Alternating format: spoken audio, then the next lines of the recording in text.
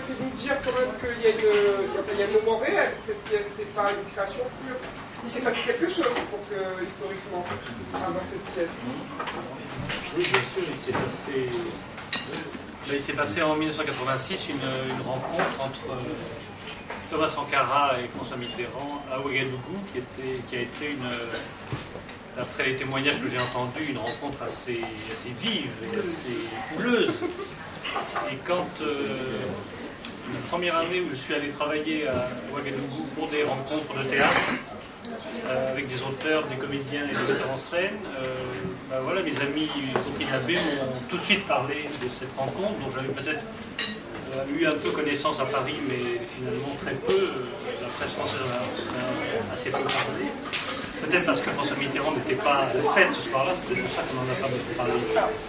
Et quand mes amis du Burkina m'ont parlé de ça, immédiatement je leur ai dit, mais moi j'aimerais bien faire une pièce de théâtre avec ça.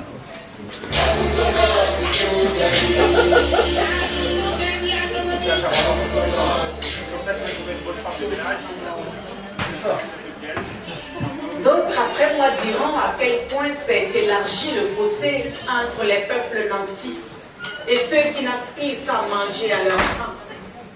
Certes, nous encourageons l'aide qui nous aide à nous passer de l'aide.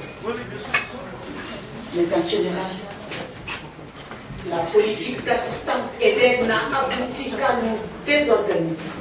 Il y a le capitaine président du Burkina Faso, Thomas Sankara. Il y a le président de la République française, François Mitterrand. Nous avons des projets d'éducation des rues, des repas pour chacun, des livres des familles, les femmes libérées des préjugés des mâles. Mais vous nous aimez.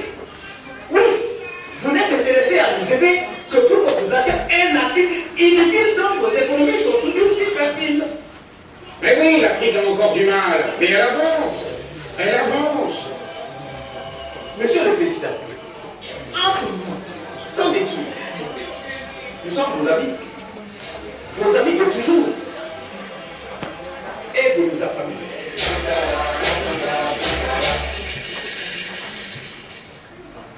Voilà, donc cette pièce retrace la rencontre entre Mitterrand et Sankara. Jacques Jouet a décidé de créer cette pièce après cette rencontre historique. Donc, qu'est-ce qui vous a motivé? C'est vos amis burkinabés? Voilà.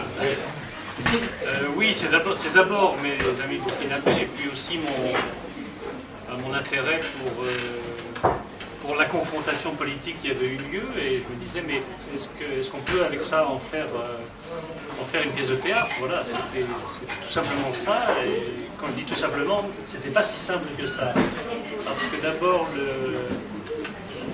les discours, comme vous le rappeliez, les discours existaient, mais au moment où j'ai écrit la pièce, je ne voulais pas les voir, c'est-à-dire que je préférais imaginer quelles étaient la teneur des propos et la retranscrire à ma façon, et puis surtout en mettant sur le théâtre une sorte de protocole de jeu qui n'était pas perceptible dans la bande-annonce, mais quand vous verrez l'ensemble, vous verrez, chaque personnage prononce son texte avec des grains de maïs dans la bouche, et à certains moments du texte, chacun doit cracher un grain de maïs dans la calebasse que vous avez aperçue au premier plan, et si l'acteur réussit, c'est-à-dire s'il est suffisamment habile pour envoyer le grain de maïs dans la calebasse, il conserve la parole. S'il échoue, il doit passer la parole à l'autre. Ce qui veut dire que suivant les soirs de représentation, le déroulement de la pièce n'est pas le même. L'ordre des répliques change. Certains soirs, c'est Sankara qui a le dernier mot, certains soirs, c'est Mitterrand qui a le dernier mot, certains soirs, c'est le théâtre simple et le parodie qui a le dernier mot. Ce qui veut dire que même la signification politique de la pièce peut légèrement bouger suivant les soirs. Ça, c'est une chose qui m'importait beaucoup. Je n'ai pas a priori un message politique à fournir, mais une mise en scène d'un conflit. Voilà. Et après, c'est au spectateur à se débrouiller avec le conflit aussi.